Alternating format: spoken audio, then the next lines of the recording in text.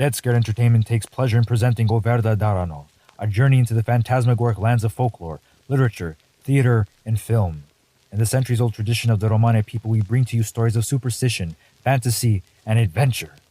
There's no turning back. The Verda approaches.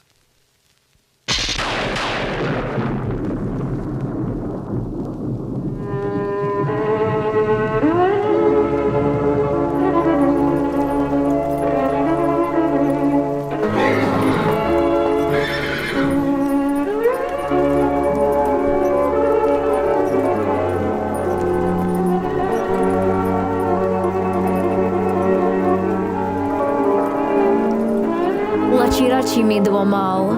Good evening, friend. I'm Esma Kallai. I'm ever thrilled to see you here for tonight's journey. It seems like ages since we've crossed paths. But come along. The moon is high and the trees stir. Is it goblins? No. Ghouls? Nem. Spirits? Nothing of the sort, Amal. Tonight, we go beyond my caravan of fears and head to Austin, Texas to pay a visit to some of our companions of the twilight. There's no rush. They just so happen to be hanging around.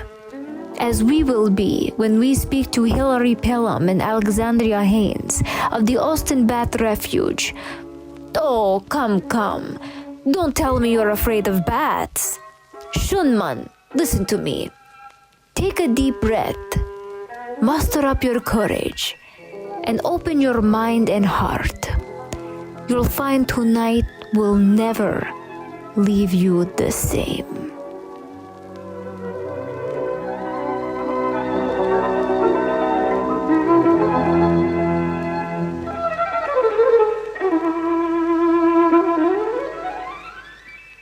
Latchi Ratyi Dead Scared Entertainment, thank you for joining in for the first episode of Verda Darano Season 3.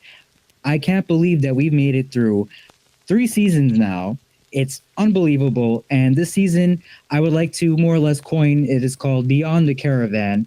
So we're going to be doing a lot more than just classic Romanesque stories and history. We're going to be going deeper into the things that make Dead Scared Entertainment what Dead Scared Entertainment is. And in this case, we have with us tonight 2 lovely guests. All right, first, I would love to introduce them. They're coming from the Austin Bat Refuge. We have with us Alexandria Haynes, the Bat Refuge volunteer and educator, as well as Hilary Pelham, Vice President of the Austin Bat Refuge. And I am so unbelievably glad to have them on because if you know me, you know I absolutely adore bats. And there is no better way to start off this season than talking about practically my favorite thing on this whole darn planet. So, Alexandra, Hilary, how are you guys doing today? Great. So we're doing great. Yeah, we're doing pretty good. We're starting to get into the spooky season. So lots of people are have kind of bats on the forefront of their mind, and we're more than happy to talk about them as much as people will listen. Yeah, for sure. Awesome. That's awesome. So in that case, tell us a little bit about yourselves, your background. So where are you guys located at this point, and what exactly do you guys do on like a daily basis? Yeah, so we're here in Austin, Texas. So my day job actually is working for Patagonia. I'm an assistant manager at the Patagonia store downtown here in Austin. But right now I'm actually on an internship. It's called a Patagonia environmental internship with Austin Bat Refuge. So Patagonia is actually loaning me out to Austin Bat Refuge, kind of like paying for my time to be able to volunteer and kind of help out there as needed. So I'm kind of like half and half right now. I'm half at Austin Bat Refuge and half at Patagonia. And I'll toss it over to Lexi here. Yeah, so I'm a jeweler, but I'm also a high school history teacher. And I go to the Bat Refuge as often as I can. I haven't been in a while because I take my role as a I guess, a spooky educator very seriously, and I came down with typhoid not too long ago. Oh, wow. So it's been a while since I've been there. It's been a couple weeks, but yeah, usually I'm there at least twice a week, and then if anybody finds a bat that needs to be transported to Austin Bat Refuge, we're kind of on call for that as well. Got Both it. of us. Yeah. Nope, I know. I'm familiar with that on-call duty. It could be 7 in the morning. It could be 3 a.m. in the middle of the night. It doesn't matter. It happens, and you got to be ready for that. So Gotta be the Bat ambulance. Yeah. Batmobile. Yeah. I Really? would joke. I'm like, the real Batmobile is a black Prius because that's my drive. Mine's a green Saturn. So there you go. Yeah. So yeah, that's how it is. So with that being said, like, why is it that you both got involved with working with bats? Why in particular bats? So I have a couple of answers for this. So I have kind of like the diluted answer that I give to a lot of people, like, oh, like, why not bats? Bats are so cool. Bats are really cool creatures. But like, I was really reflecting on that question recently. And I think for me, it kind of goes all the way back to my childhood as a neurodivergent child who was like really interested in cryptozoology and all of the weird creatures. And I'm actually going to reference my notes for this because I did take some notes. Awesome. Go for it. But so yeah, I was always really fascinated by these weirdo creatures, like Sasquatch and the Loch Ness Monster. I even had like a Nessie plushie when I was younger. And so of course, when I found out like, oh, some of these like weird creatures are real, like the mammals that fly like bats, or the mammals that live in the water like manatees, and I was obsessed with like the platypus too. I mean, like that is a weird creature. And I would always be like, really, I would always be surprised when we're going around the classroom saying, oh, what's your favorite animal? And people are like, cats and dogs, and like narwhals exist, like, there are all these great things. So, but I grew up in a really small town, and like being different in any way whatsoever is really hard, and compounded by growing up in a really in a religious tradition that kind of told me from the time that I was born that I was like different, that I was, intrinsically bad or evil. I think that I was really drawn to these weird and maligned creatures because it was a mirror of myself. And thinking about that, I think I really wanted to be understood. And I saw these creatures that were really misunderstood. And that really resonated with me. But all that being said, I think that many of us who are drawn to like the strange and the macabre, we really see the world differently, and we use our interests as sort of like a way to understand ourselves better. So for me, for bats, it's seeing the goodness, the humanness in the monster. I think that's like true for a lot of us that are really interested in this, is kind of finding a deeper understanding of ourselves through the creatures that are just misunderstood, because it just resonates with us. Wow. Yeah. So that's why bats. There you go. That's an awesome answer. Lexi, what about you? Yeah, I think that's a great answer. And mine's kind of similar, but I grew up in Del Rio. My childhood was spent in Del Rio, which is a border town in Southwest Texas, and I lived on an Air Force base. And so there's a lot of just kind of like not quite abandoned, but buildings that aren't being used anymore on bases. There's a lot of archways. They were just covered in the Mexican free-tailed bats all year long, pretty much. And I remember family members and kind of our community, whenever we were out and about, be like, oh, be careful, don't go under there. or at dusk when they would fly out, people, cover your head and walk away. Don't look at them. And I was just really drawn to them. Similar to what Hilary was talking about, I also didn't really fit in. So I was looking at these adorable tiny creatures that people are running away from, and I'm wondering, like, why do I want to go towards it? So bats have been with me for, I don't know, since I was maybe like 5 years old, and I kind of understood what they are, and I've just really loved them ever since. I've really treasured them.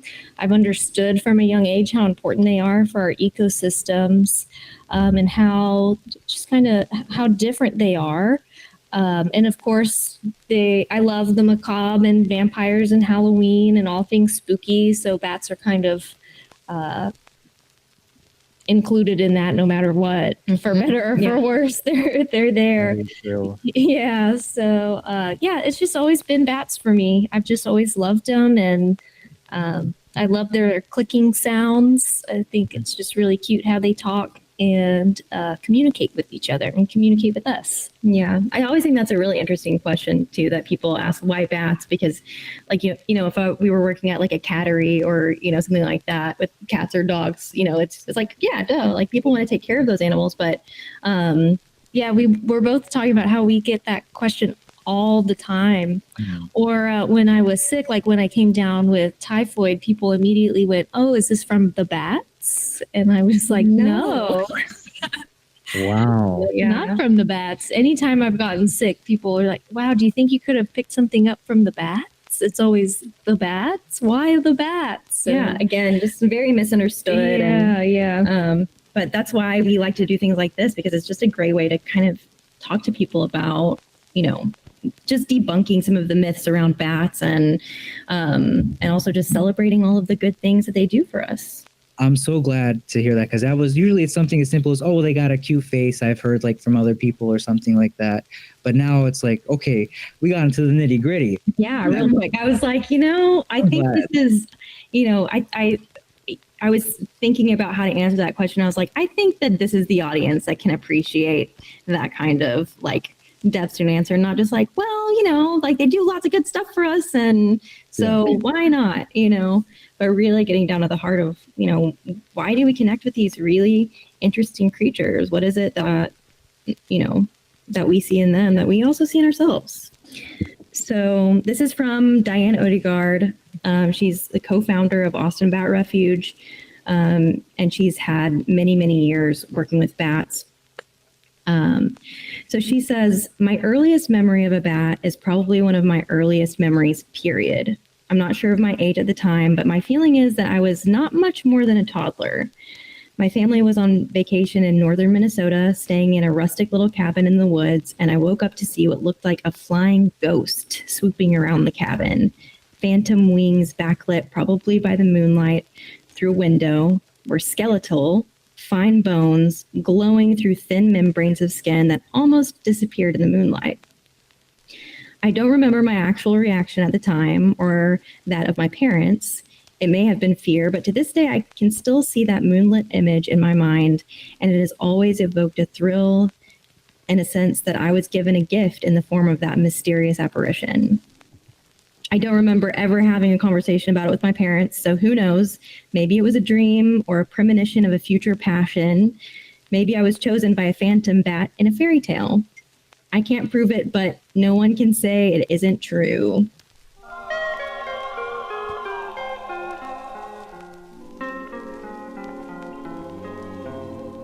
So, what is the day-to-day routine like working with bats? Yeah, so it's a little bit different every day. I can tell you let's start with what an ideal day looks like at the refuge. So right now we have a flight cage with about 40 eastern red bats. We have 4 yellow bats, so 3 northern yellow bats and 1 southern yellow bat. Mm-hmm. We have also in the flight cage, I want to say 6 evening bats and a handful of freetails, Mexican freetail bats. And so all of those bats are practicing flying. They're what we consider releasable or potentially releasable bats. And so those are the bats that I personally usually work with. So they're the ones that are flying around at night, chasing the moths that we stock the flight cage with. But since they're still kind of practicing their flying abilities or recovering, they're not really able to feed themselves fully. So what I do is in the morning, I will get a big old bucket of mealworms.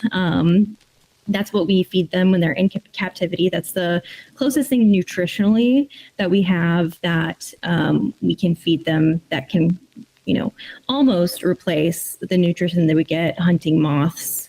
So I get a big old thing of mealworms. I get some fresh water because we do give them a little bit of water out of a dropper as well. And then what happens is a lot of ladder moving, a lot of ladder placement, trying to feed, 60 to 70 bats in the span of 4 hours is a lot of work. So ladder placement is very important. We want to try to get to as many bats in, one go as possible. Because each of them we try to feed them, around an average of 10 mealworms each. So, we're looking at, what's the math? There's 700 mealworms that we're kind of like doling out, but usually it's probably a little bit more than that, depending on how hungry they are, if a lot of moths came out the previous night. So, really it's a lot of just like moving the ladder around here to there because all the bats are hanging on the ceiling of the flight cage. So we're on 10-foot ladders feeding these bats.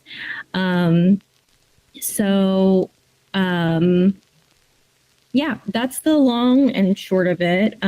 What usually also happens though is since these are bats in rehabilitation, sometimes we notice, oh man, this one has a weird little spot on his nose that wasn't there before. Let's take him down. Let's assess him. So that takes a little bit of time, or we get through the whole flight cage and we're like, oh man, I didn't see Dexter today. Where is Dexter? So we have to go look around on the ground to see if Dexter's on the ground. I'm using Dexter as an example because he's usually the one.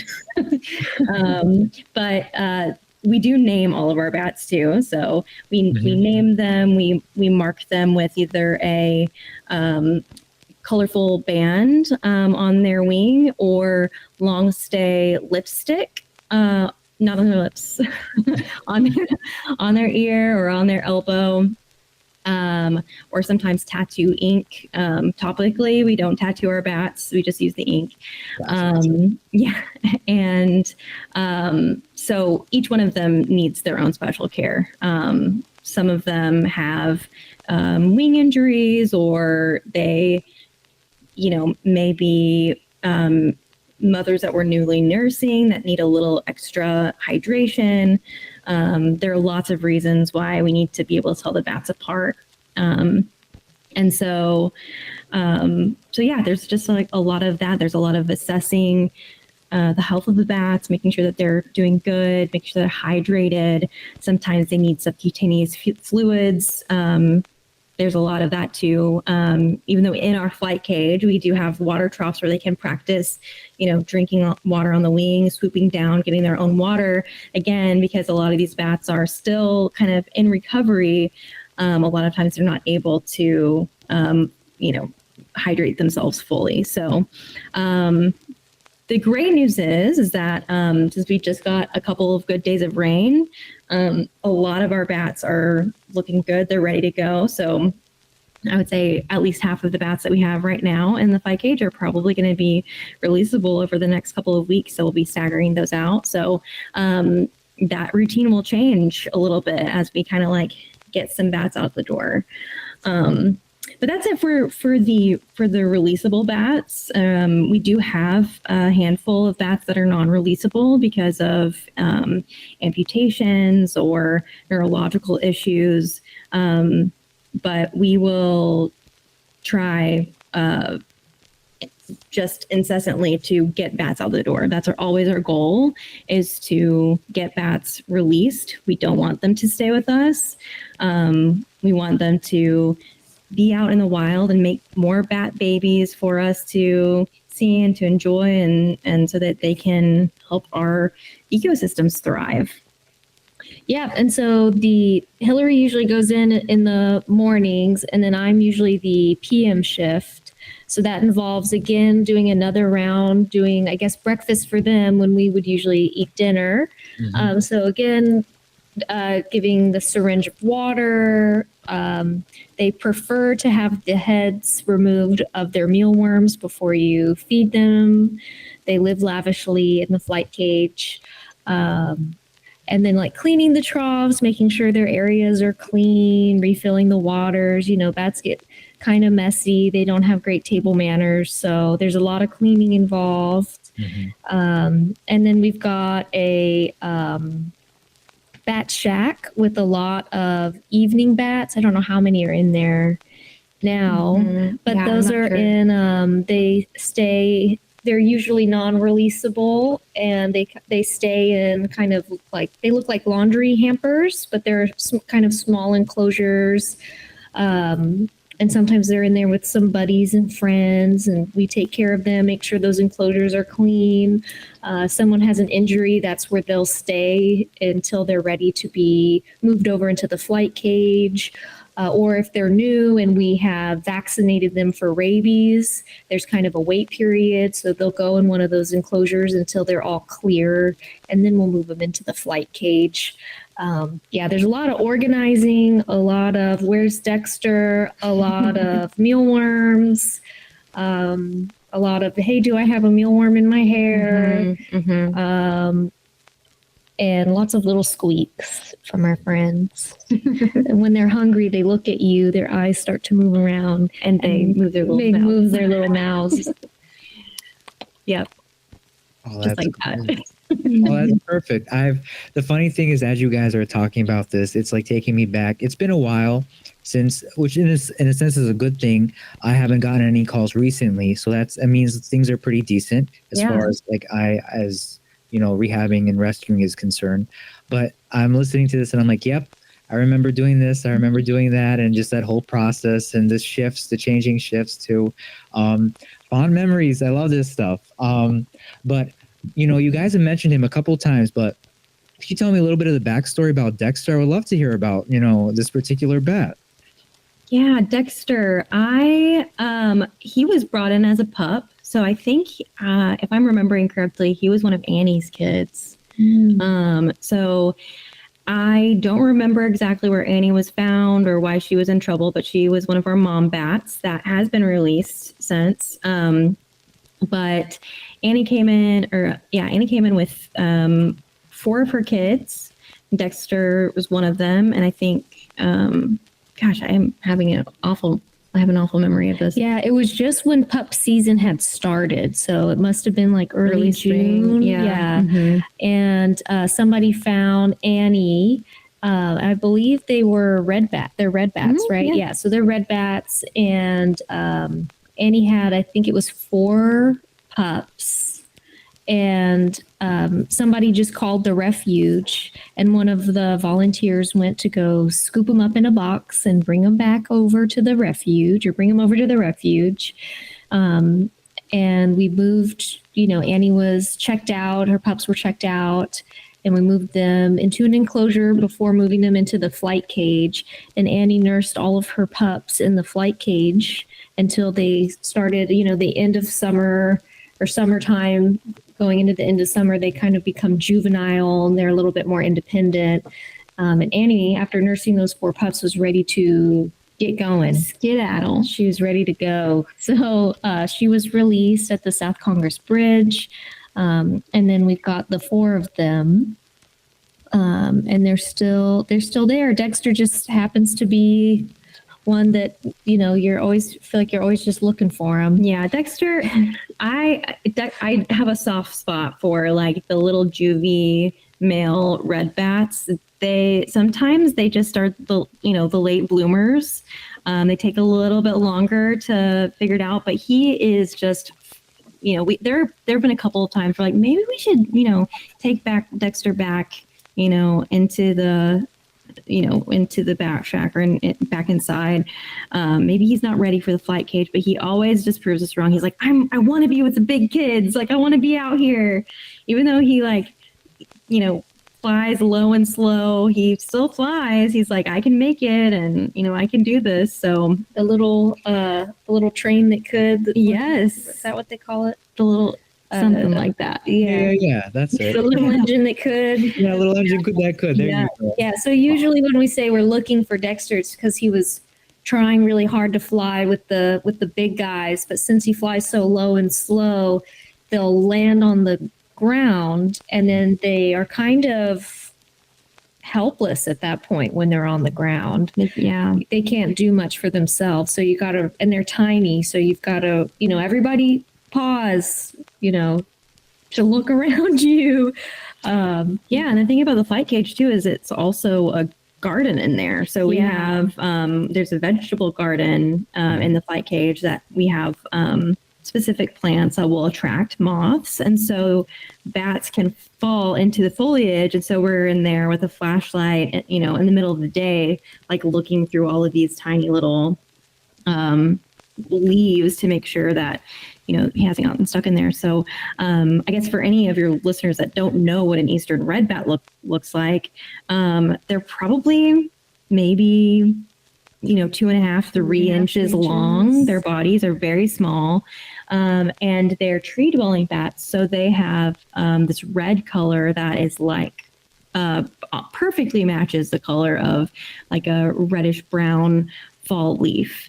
And so when they fall on the ground, when they get in these little crevices, they just camouflage right in. So they're, very small, very camouflaged. Even their wingspan is really, anywhere from, 10 to 12 inches. So they're micro bats. They're little. Yeah, they're really little. So yeah. But Dexter's doing good. Yeah, he's gonna make it. I think I'm really pulling for him. Awesome. I'm glad to hear that. We're rooting for him too. Yeah, There's a lot of bats over there that have, their own unique personalities, just like any critter, any cat or any dog.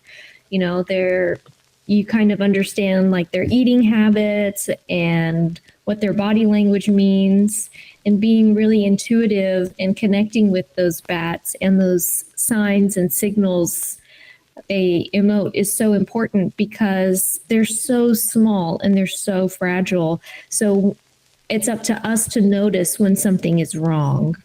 And we've saved a lot of bats' lives that way by noticing, I think, Chloe hasn't eaten today. That's weird. She's usually really hungry. She's always down in those mealworms. What's going on? Mm-hmm. And we can kind of take her in, find out, looks like there's an infection, put her on some antibiotics. But that's why consistency is important, and just really loving and caring for those bats and picking up on those small cues is detrimental to working with them. Mm-hmm.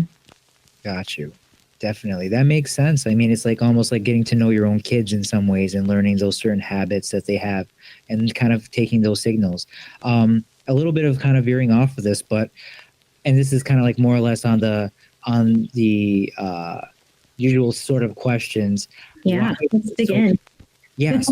Like a lot of times I'll get questions. Well, do you happen to have any, do you have any bats as pets right now? Like what's kind of going on with that? Like, why is it that you don't keep any of the bats that you work with? Why do you always release them out? So why is it that, because as you're talking about, essentially you are in some ways building a relationship with these wild creatures, but at the same time, how do you explain the relationship that you build with these bats and how it varies compared to somebody who just has a dog or a cat or even a fish? Like explain to our listeners like the difference between working with these bats is in comparison to like having it as a pet essentially. Yeah, I mean, I think what it comes down to is that the bats that we have are not domesticated at all. They are still wild animals, and I think we build a rapport with them. We build mutual respect that they know, okay, this creature that is putting a mealworm near me is not going to eat me. And so I'm not going to have a startle response because I'm familiar with this creature. But it's in no way a loving relationship like you would have with your cat or dog. Like the bats are still wild. They want to be wild. They're not going to cuddle you. You know, they do respond to the people that they know. Like Lexi was saying, they will like, you know, sort of open their mouths at you and look at you when you come up with a worm. And I have had bats like crawl into my hand, like, you know, like, oh, I know you're about to feed me, you know. So I think really it's just that working with bats for so long, I don't think that they would really make a great pet. As somebody who likes for my pet to be cuddly and like I like to I like to have a lap pet, and bats are definitely not necessarily that. Yeah, I think, as Hilary was saying, there's a mutual respect. You know, we love the bats. That's where we're coming from. But I always understand the bats love food, and they love being hand-fed food. They love being hand-fed water. They love having a safe place, and that's what's provided. But they don't love us. You know, they're not looking for a loving relationship, and they don't need love and care like a breed or a species that's been domesticated for hundreds of years needs, like a cat or a dog. You know, those creatures do need love and care, and they have that to give back. But bats they're wild animals, and there's that underlying respect first and foremost, and we're here to take care of them for as long as they're with us, and then they need to go do their instinctual thing and fly around and eat some mosquitoes, hopefully. Yeah. That's so true. That's honestly. Yeah, people always ask us too, like, do you ever have bats that come back and visit? And I'm like, you know, we've never had a bat that's come back to the flight cage. Like I know for sure that there are bats that we have released around the refuge that, you know, live around the refuge and will like kind of do a flyby, but because they know that it's a safe place to be, I think. But we've never had a bat like come and land on the flight cage, like, let me back in, you know, like if you've ever like lost your cat or dog that's run away and then suddenly they show up on your porch, like we've never had a bat being like, let me back in, please feed me more mealworms. I guarantee they love chasing moths way more than, you know, being fed mealworms. Oh yeah, just like we're humans, it's all about the chase. We love the chase. So yeah. Oh my gosh. Okay. While we're on the subject though, go for it. On our Austin Bat Refuge Instagram, I think there is a slow-mo video of a bat in our flight cage catching a moth and then doing this insane backflip and like flying off with it. It is it's really cool to watch. So if it's not on our Instagram, I will send it to you so you can post on your website. Oh, that would be awesome. Because I think, it's really cool to see. Yeah, no, totally. I would love to see that. I remember one of the things that growing up, and this is again just from being a toddler, one of like my main memories was I went to the library, I found an old National Geographic documentary on bats, and they had this whole section. Can't remember what species they had in particular, but just seeing all the flips and dives it was going through just to catch these little moths. Mm-hmm. Amazing. And mind you, it's happening so quick. Yeah. You don't get a chance to see it in the wild. Cause I'll go like sometimes like near here in Chicago, we have some local parks where you can see like a good deal, like about a half a dozen or so at a time in certain areas in a lot of like the forested parks that we have here, the reserves. And it just happens so quick. And then I think back and I'm like, you know, you can kind of see when they sort of dip in the sky, they kind of like almost do a little bit of free fall, and you're like, oh, they caught one. You know what I mean? Like that dip. And I always look forward to that. It's just so amazing. Cool. I coined the term snack acrobatics I like that. That's what I call it. Really, they just like all of the different personalities they have. They also have like lots of different eating styles. Like they're hanging by one foot, they're hanging by one wing. Like they're doing all the things, or they're doing crazy flips when they're catching moths. It's snackrobatics. That is a great way to turn it.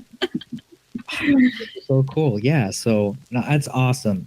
Honestly, like I love where this conversation went, because so many times for those who are listening that are bat lovers, we get, we're so used to the questions about like the myths and about the truths and the same sort of like 20 some facts that get kind of like regurgitated over and over.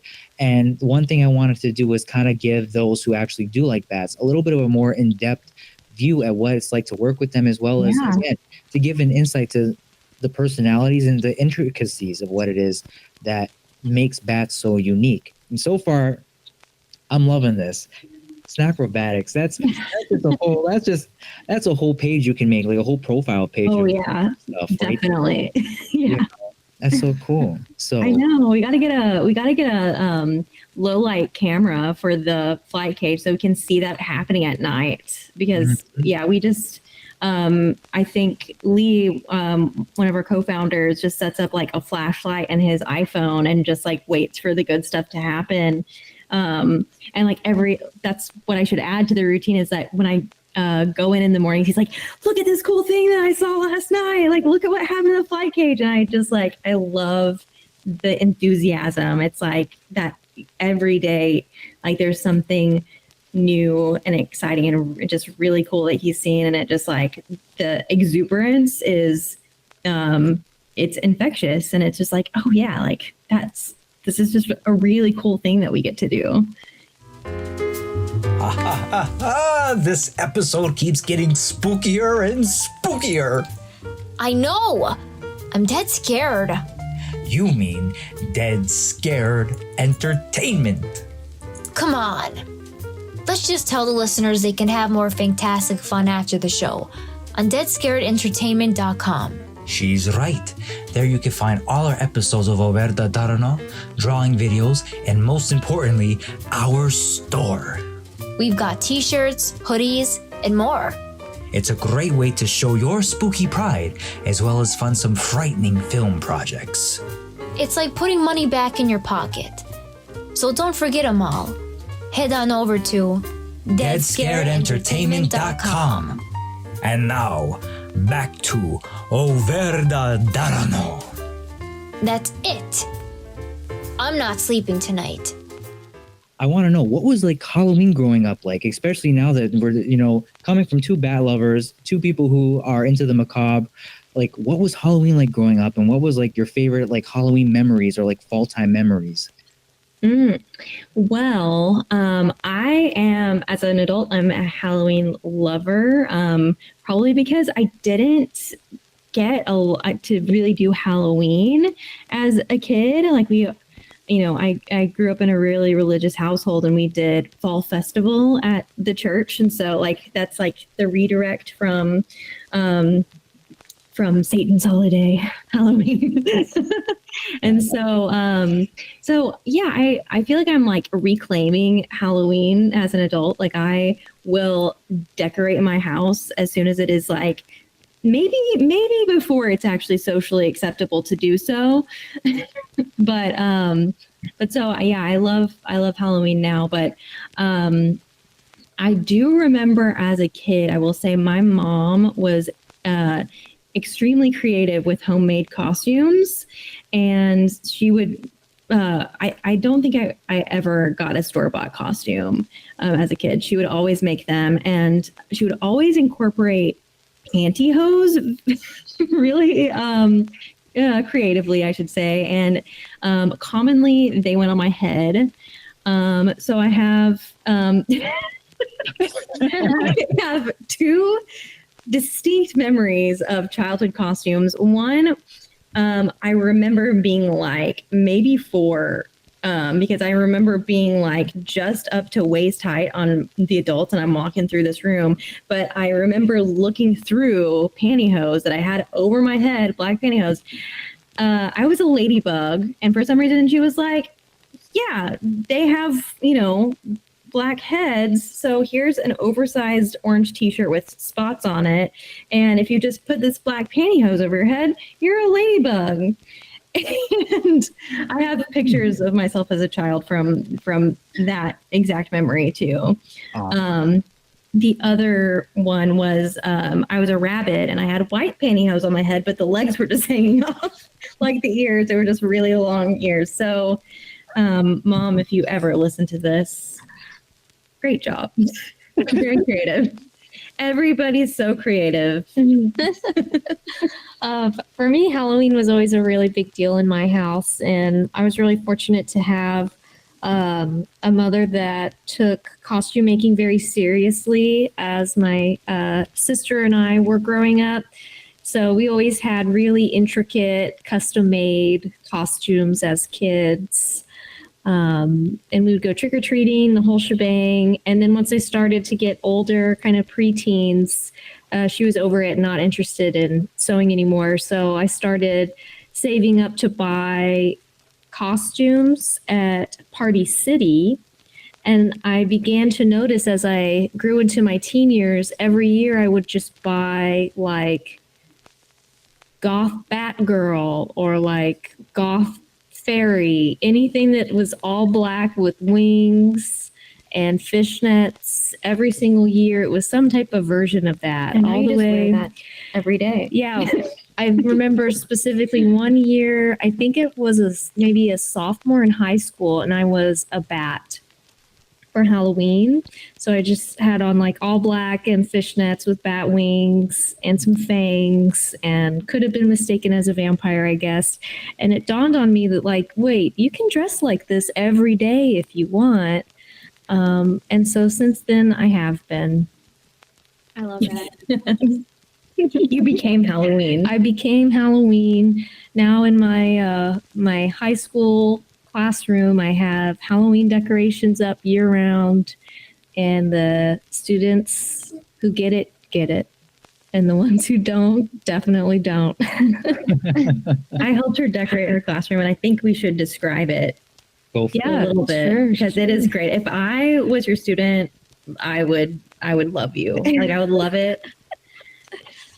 Like you walk in, and we've got hanging those floating candles at the top of the room. You know, the ones that hang from the fishing line, and you can like turn them on with a remote control. There is an LED weeping willow with purple lights. We've got, it's all lamplit in there. We don't turn on the lights. We don't turn on the disgusting fluorescent overheads. Fluorescent. Yeah. All right. No fluorescent. It's very ambient in there. There's some ambiance going on, some spooky ambiance.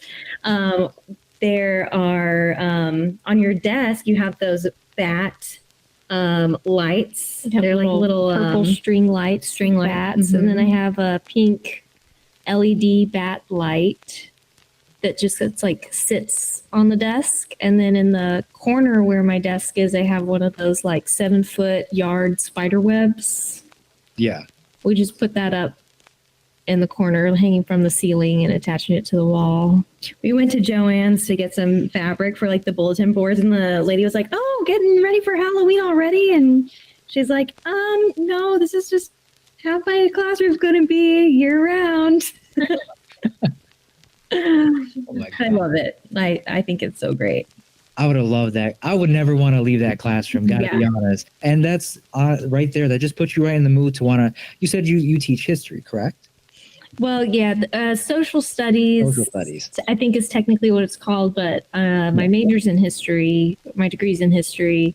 But this year I'm teaching world geography, which I get to talk about different types of bats from over the world and also different types of vampires from all over the world. And then personal financial literacy, which is a new economics replacement in the state of Texas, where we talk about loans, how to pay for college, how to buy a house, kind of like the real world stuff nobody teaches you in school. We are now teaching in school. Yep. Oh, I love that. That's Wow. amazing. This one's a business major, so you know she Oh, can cool. that. Yeah, we just had a resume workshop. So I got to get these kids working on resumes, and I think it was really helpful. Seems like a lot of kids are resonating with like how meaningful the content is, and it's important for, you know, big life decisions as they get older and they're getting closer to graduation. So That's awesome. That's awesome. But you mentioned something in particular. You mentioned vampires. So okay, so in terms of the like different vampires around the world, I noticed Hilary. I think you mentioned that Lexi, you did your college thesis on vampires or something. So obviously we know you love bats. So tell us about your relationship with vampires, because again, total mutual respect on that one for sure already. yeah, well, growing up as an extremely pale person in Southwest Texas, I was just kind of called a vampire since day one. And in San Antonio, Texas as well. I have a very distinct memory in the third grade of like hiding little toys in my desk and reading where they were made in, you know, made in China, made in Guatemala, and telling the boys that would call me a vampire all day, hey, I am a vampire. I can read in the dark. I can tell you where these were made. I can tell you which part of the world these little figurines were made in. When I put the little figures in like the back of the desk where it was all dark. And I would carry around like a book of spells my sister bought. I stole it from her. And yeah, I just kind of tried to freak everybody out to the best of my ability. So just kind of, I don't know, just there was no other option, I guess. So it just kind of stuck. And then, yeah, my thesis was over kind of how vampire lore turned into vampire literature in the 19th century. There's, you know, a huge social shift. A lot of things, just kind of life as humans knew it changed, you know, as people were getting used to there's the Industrial Revolution, and then now we're all kind of used to going to school and working 8 hours a day, and how communities and culture shifted, at least in the Western world, I find really interesting. So yeah, I just kind of looked up how did vampires start as Eastern folklore of like ghouls and goblins that murder people into, you know, Lestat and Louis. How did that work? Where was the shift? And I found my argument was that the shift happened in the 1800s, the turn, the Victorian era, with, I guess, what I would argue the first kind of famous vampire publication, The Vampire by John Polidori, probably started that. And then in 1897, we had the publication of Bram Stoker's Dracula, of course, which does feature Dracula shapeshifting into something lizard-like, as that's described. But then he also shapeshifts into bats and a wolf, and I believe also a black cat, I think. I think so. I know he shapeshifted into a rat and then mist as well. Yeah, he also did a rat and a mist. But also in my research, I found in the same year, 1897, there was another publication. I'm forgetting the author's name. But she was a really, really well-known author for the time. She was writing, you know, bestsellers back in the day pretty regularly. And she published a book called The Blood of Vampire. And the main character was a biracial, bisexual woman who was written as the villain of the story. And her mother was bitten while pregnant. Her stomach was bitten by a vampire bat in South America when she was pregnant. So the lore in that book kind of stems from that. And, you know, here's this, I guess the book also really villainized her for being biracial and bisexual, but then it was kind of like the reason why you're so horrible is because you were bitten by a vampire bat, and that's how you came to be.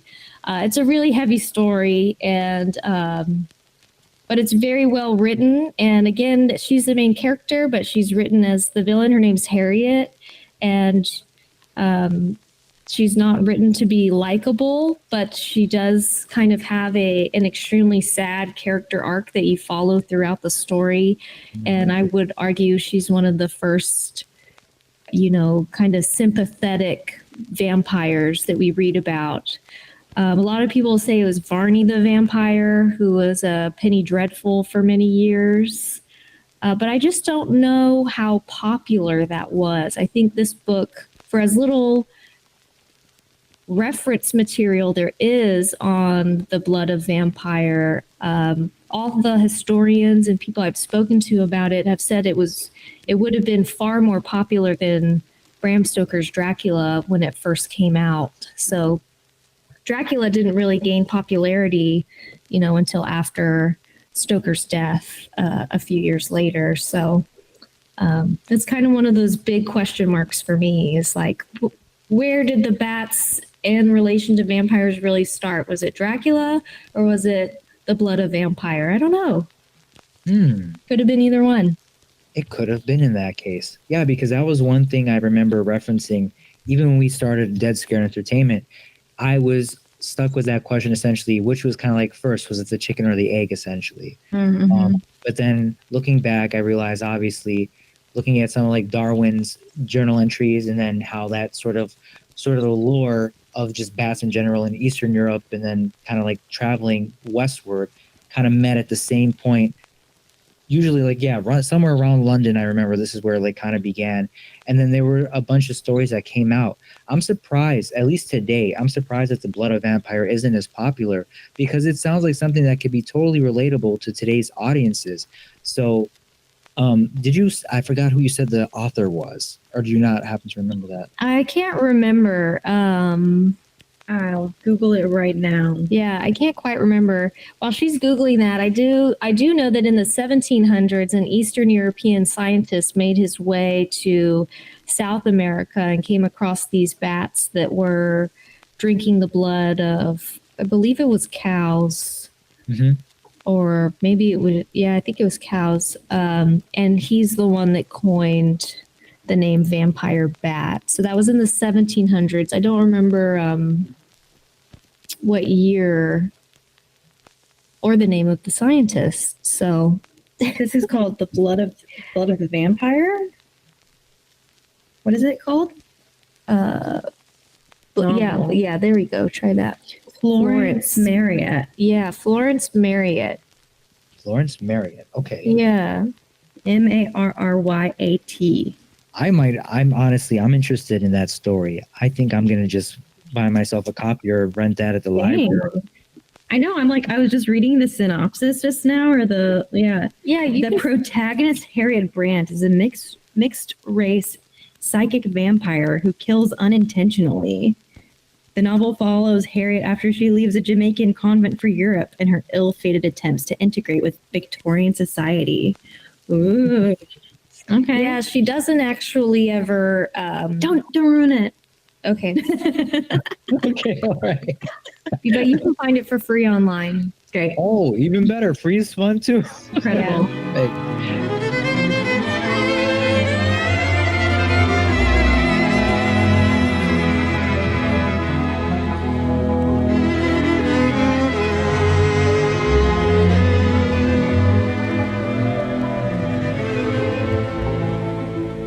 What are some scary supernatural events that have happened to you or someone that you know? Which was the scariest? So I have a UFO story, nice. And then I have sort of like a ghost story. So UFO story I'll start with. So I probably back in I'm not sure what year it would have been, but I was a sophomore in college. And I was going to school in far east Texas where there's just like piney woods and there's not a lot else. Like it is, the school I was going to almost borders Louisiana. And so it's very far out, kind of in the middle of nowhere. But this was also a private Christian school. And so I was dating this guy. But since this was this was a private Christian school, they were very strict about having no co-ed interaction in the dorm room. So if we were going to hang out outside of class, after, the movie theaters closed, after, everything else closed, we would have to go find, our own place to be. And after a while, we were like, Waffle House, even though it's open 24 hours, just isn't romantic, So we would go out, we would just drive out, try to find a place just to be alone together and talk and, whatever. And so we found this golf course that we'd go out to regularly. That was like our regular spot we would go to. And we'd lay out a blanket and sometimes we would get a bottle of Boone's Farm. And if you don't know what Boone's Farm is, you're lucky. But, it was affordable and we were broke college students. And so we would take a blanket out and we would lay under the stars and we would talk and just kind of look at the stars because since we were way out in the middle of nowhere, way out in East Texas where there's nothing, including no light pollution, you would see layers of stars, like just depths of sky that I've, have not seen since. And so we're laying there talking and then I see a huge shadow just block out my field of vision directly above me. And it was like it was the size of like in my field of vision looked like an airplane, but it was completely rectangular. It was huge. It was flying pretty low. It was rectangular, and it had no lights, no sound whatsoever. And as it moved very, very slowly, but very steadily, it was undulating almost like a manta ray would in the water. My mind always wants to correct it to a triangle because that's like the triangle UFO that you see in all the videos. But I have to remind myself, no, it was a rectangle. It was very strange. Like, why? That doesn't seem very aerodynamic to me. But it was this huge rectangle in the sky, and so it kind of like moved very slowly, low in the sky, undulating. And I didn't say anything at first because I was like, that's weird. Like, could be anything, I guess. I don't know. I was kind of questioning what I saw, and it moved away, and then, we're still sitting there talking, and then after a few minutes, it came back, passed back over us again, and it's moving slowly, undulating, no lights, no sound. And finally, my boyfriend says, are you seeing this? And I'm like, yes, I just saw it go by before. And I like, do you know what this is? Like, what is this? And we still don't have like a good explanation for it. I'm no longer really in contact with this person. But like every once in a while, I'm like, every time I tell this story, I'm like, I wonder if I should like contact him and ask him if he remembers this or if I'm remembering this correctly. But I can still like really envision it in my mind's eye. Just thinking about this really strange, slow, undulating shadow in the sky that I have no explanation for. That reminds me of an opening of an X-Files episode. Really? Yeah. Oh. Huh. Yeah, that's one thing I've been meaning to get into is X-Files. But I was gonna say that sounds like the beginnings of a great, honestly, even like a Spielberg movie right there. I mean, the thing is like in horror movies, like it's always the couple that goes off to make out that gets killed first. Like that was like my first mistake, you know. Who knows? We could have gotten abducted and just placed back there, and we're like, oh, it's already been, 8 hours. What? I feel like we just got here. Mhm. But Yeah. yeah, so that's my UFO story. Do you have any spooky stories that you want to share? I don't know if I have anyone in particular. As a child, I suffered from like night terrors and sleep paralysis. Oh, so yeah, I gotta sleep paralysis. just kind of a life of spooky experiences, I guess I would say at that point. But I remember my mother when I was younger referring to me as an indigo child. I remember that being on the news one day. And I think she had a poltergeist attached to her. She was from East Texas, and I think just kind of had some far East Texas evil spirits going on. We had some like chimes inside the house that would just kind of suddenly move very quickly inside, no ceiling fan on or anything like that. And I just always felt really like a thick air and a heaviness in certain rooms in the house that we lived in at that time. My sister felt it too, but my sister also tormented me with Ouija boards. She messed with Ouija boards a lot. She knew I was really sensitive to that stuff, so there was some fun entertainment for her. We did a lot of Bloody Marys and light as a feather, stiff as a board, and we did the cat scratch one. I don't know if anybody knows that one, but What about that one? I never heard of that one. okay, you turn all the lights off, and you have one person laying down on the carpet or on the floor, and they're everybody else is surrounding them, your group of friends, and you would tell this story about this cat that's come back to life to haunt an owner or something like that. Somebody, did the cat wrong, and so the cat has come back, and it's like cat scratch, got your back, something like that. And you chant it over and over again, and then you flip the person over and lift up the back of their shirt, and their back is supposed to be covered in cat scratches.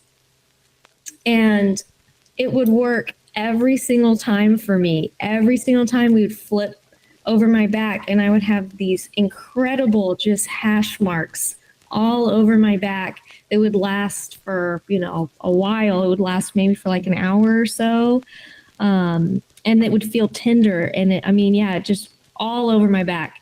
Every now and then you would get one person would have maybe like one scratch or two on their back, but that was my sister's favorite party trick growing up.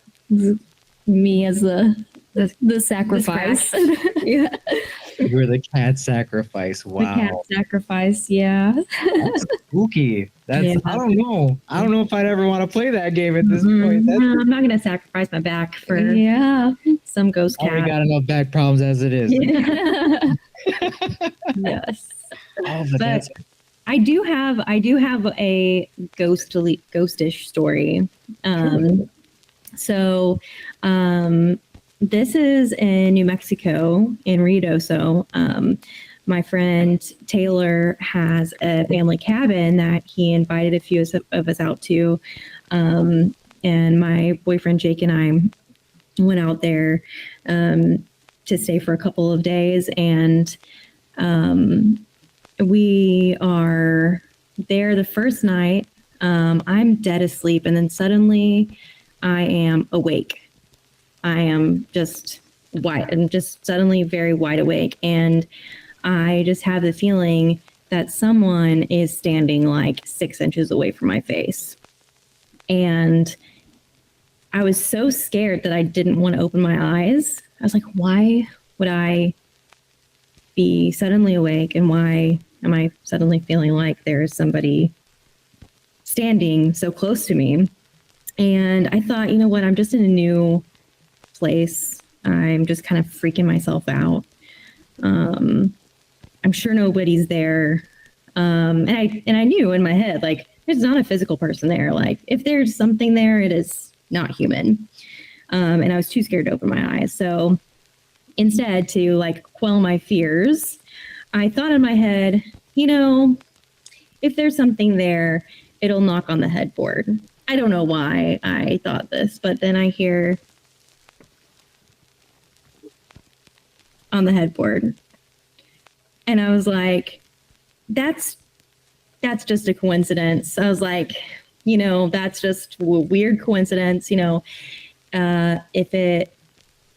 it's really there, it'll do it again. And then I hear. And then I was like, this is all in my head too. Like, I have never heard of people just like communicating telepathically with ghosts. But at that point I was like, okay, I'm convinced there is something here. And I was like, no, thank you. I am done talking to you. Please go away. And I just envisioned a bright white light covering the bed, just an egg of protection over the bed. And I soon fell asleep after that. The next morning, Jake wakes up and he's like, how did you sleep? I was like, I was, fine. I didn't really want to tell him about it. And he was like, man, I slept awfully. I felt like there was something in the room with us. And I was like, okay, but like, there was something really weird that happened to me last night. He was like, and I kind of told him, he said, I felt like there was something really weird. And so I envisioned that there was a dome of light protection around us over the bed. And I was like, I did the same thing. That's so weird that you like did the same sort of like protection. He was like, yeah, I just like kept hearing knocking and it was freaking me out. So I envisioned this light. So we get up, we go into the living room and people are starting to kind of move around, including Taylor, whose family cabinet was. And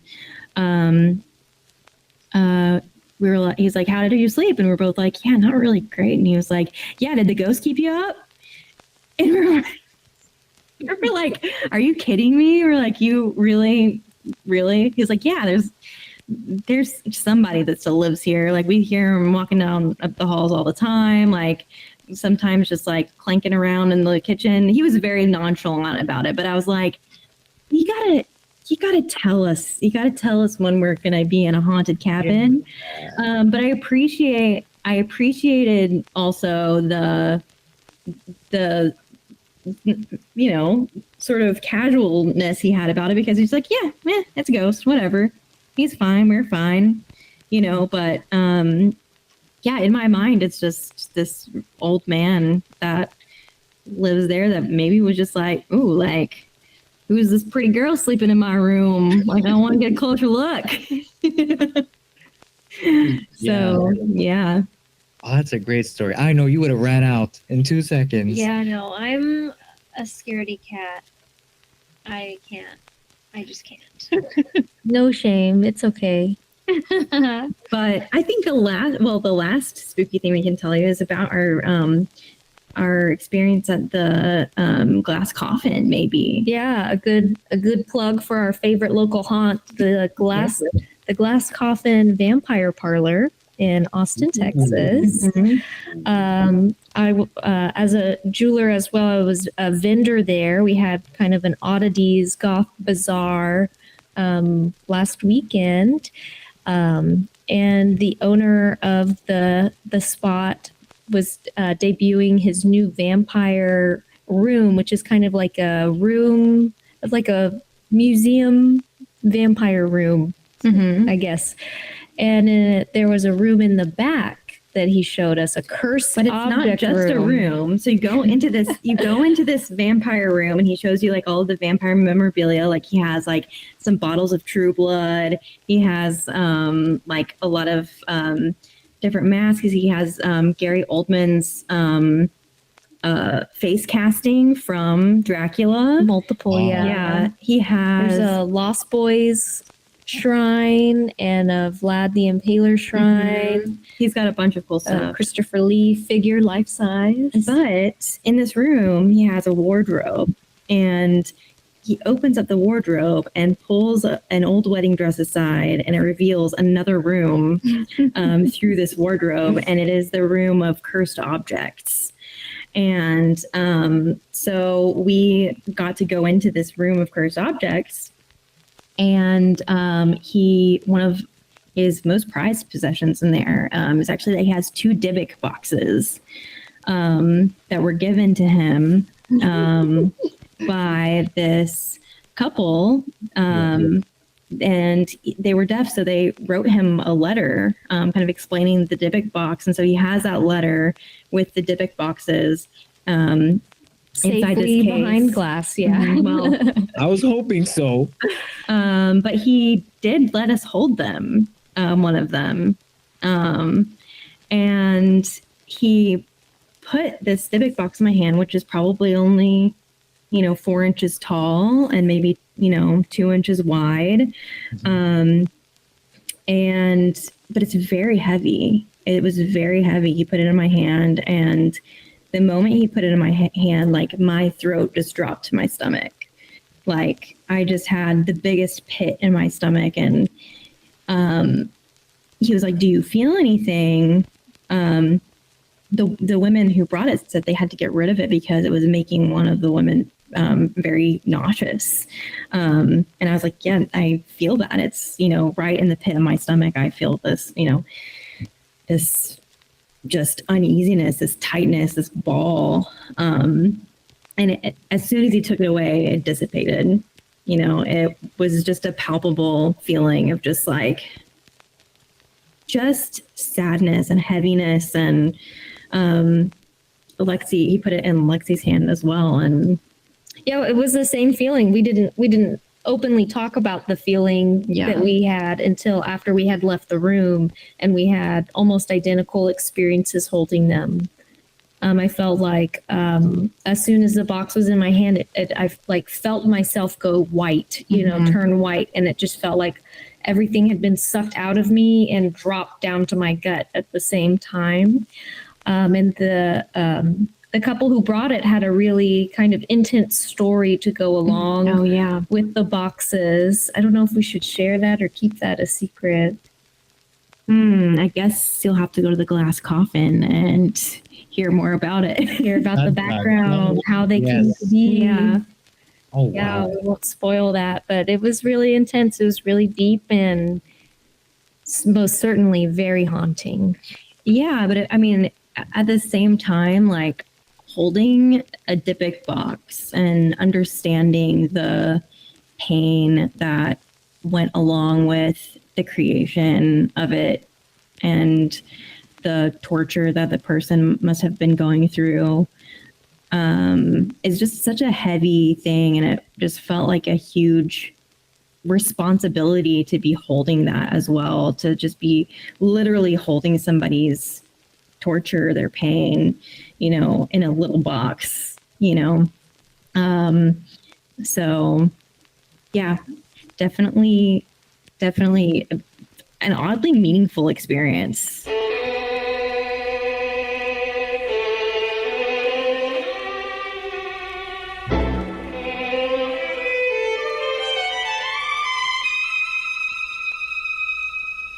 What are some closing messages you'd like to share with viewers in regards to bats?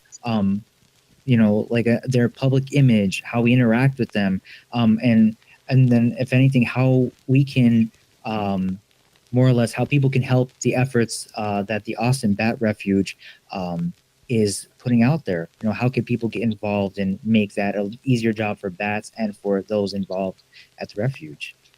Yeah, that's a big question. I think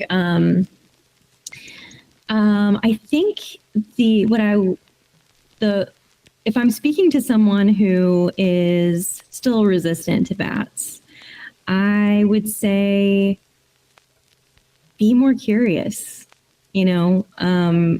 Open your mind a little bit. I think most people don't like bats because they don't understand. They don't understand them. It goes all the way back to what we were talking about kind of in the early part of this podcast, is that bats are some of the most misunderstood creatures out there. And it's so sad because they do so many great things for us. They save farmers' billions of dollars each year in against agricultural pests. They help our environment so much in so many different ways, and also they're just like truly incredible creatures. They're ancient creatures. We have fossils that are millions of years old that are bats, bat fossils. So I think, to me, I don't know what there isn't to like about bats. You know, Yeah, I think we have so much to be grateful for when it comes to bats. Of course, like Hilary said, the saving of billions of dollars agriculturally, and they're a natural bug eater. So, you know, there's no, like, the more bats, the less pesticides we have to put on our crops. They also helped to provide our world with beautiful butterflies. Like, I think it was 1 million years ago or a couple 100,000 years ago, some moths were getting tired of being eaten all the time. So they just kind of slowly but surely over hundreds of years started to become daytime critters instead of nocturnal. And now that's how we get butterflies. So if you love butterflies, that's another reason why to be thankful for bats. They're also incredible pollinators. We know bats make your tequila. Yeah, bats make your tequila. That's always my That's the selling takeaway. point. That's the real takeaway. Yeah. Yeah, that's always a selling point. That's how I close them. Yeah, there's so much, and they're so weird too. Like Mexican free-tail bats.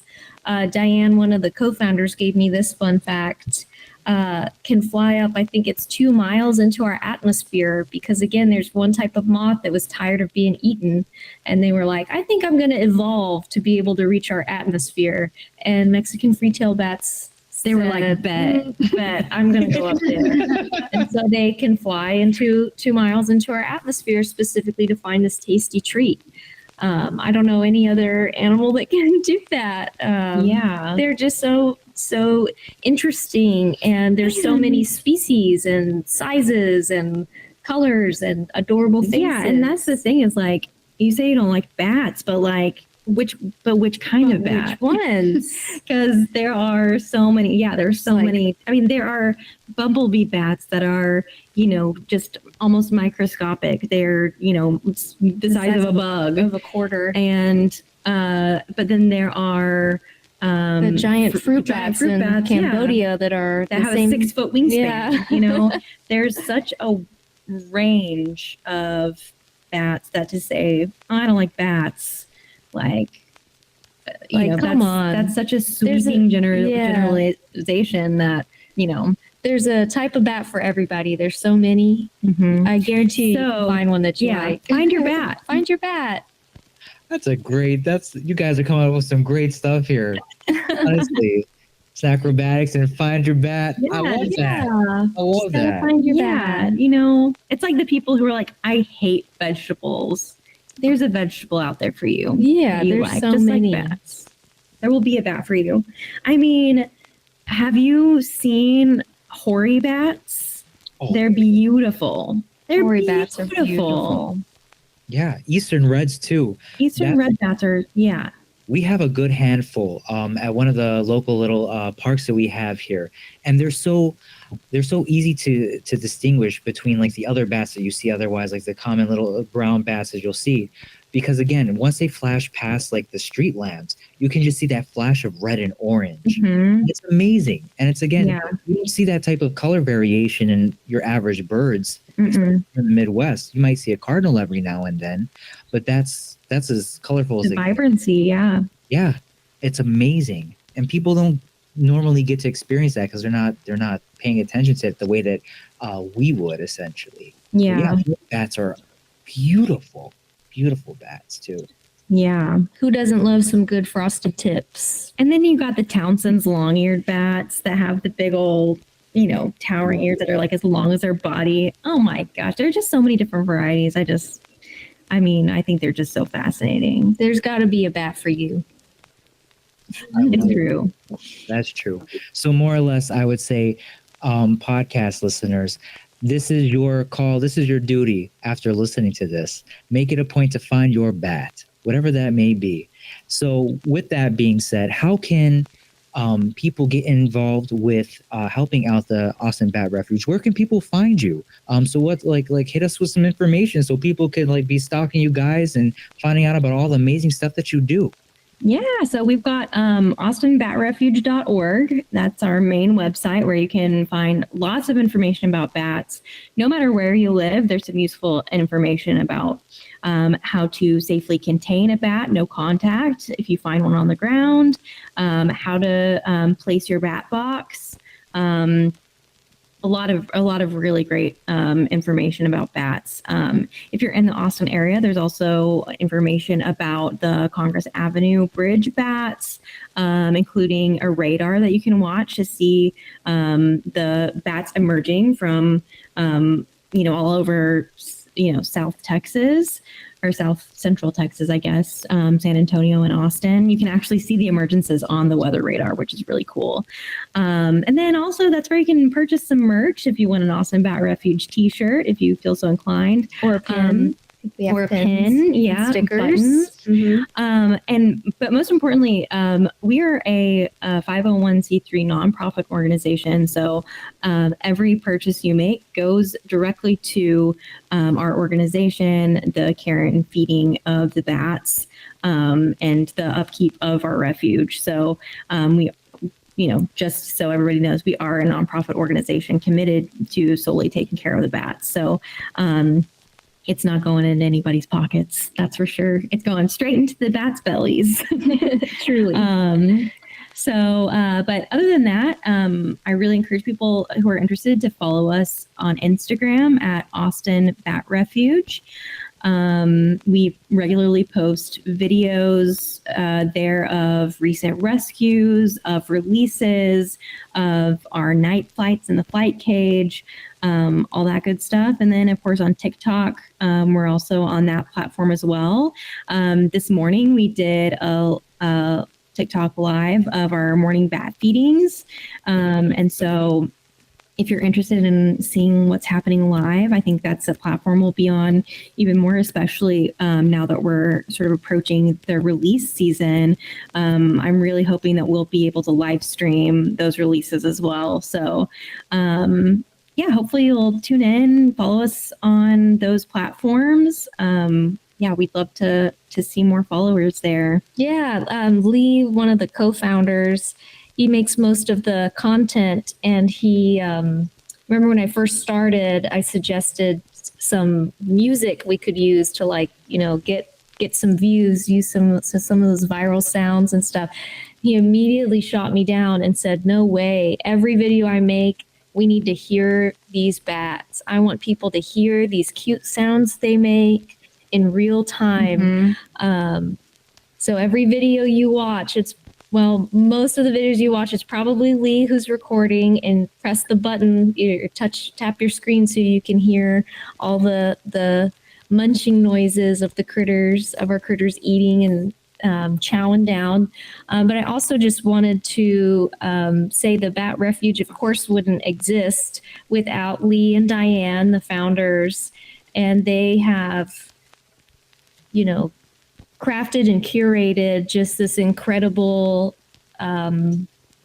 refuge for bats, but it's also for all of us who go. Yeah, I agree. It is. I think it's a very sacred space for all of us who get to go and help out the bats. It's a really tight knit and supportive community that we've built, and I just owe everything to Lee and Diane for the love and care they put towards these incredible bats, but also to all of us, each and every one of us.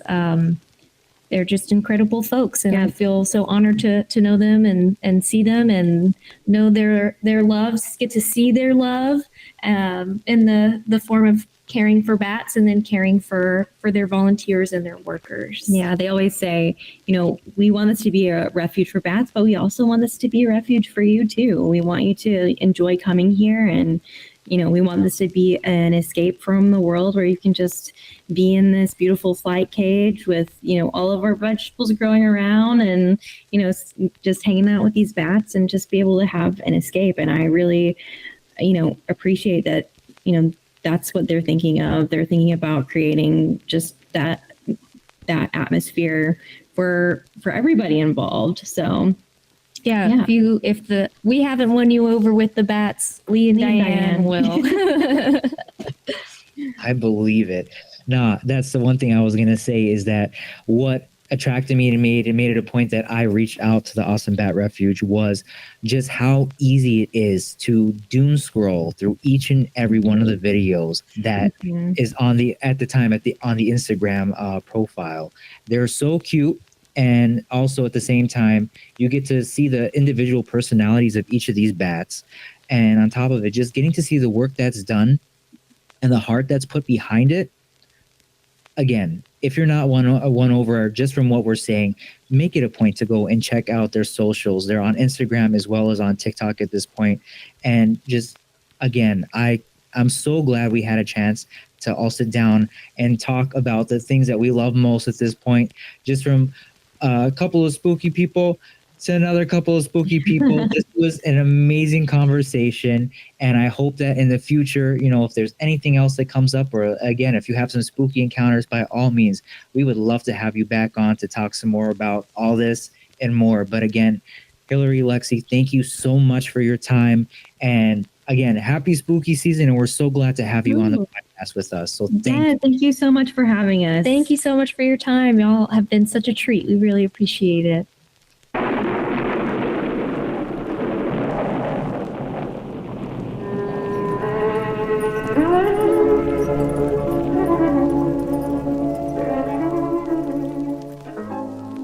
This broadcast of Verda Darano was brought to you by the talents of Pearson Raquel Horvath, creators of Dead Scared Entertainment, with the help of Piroshka Raj.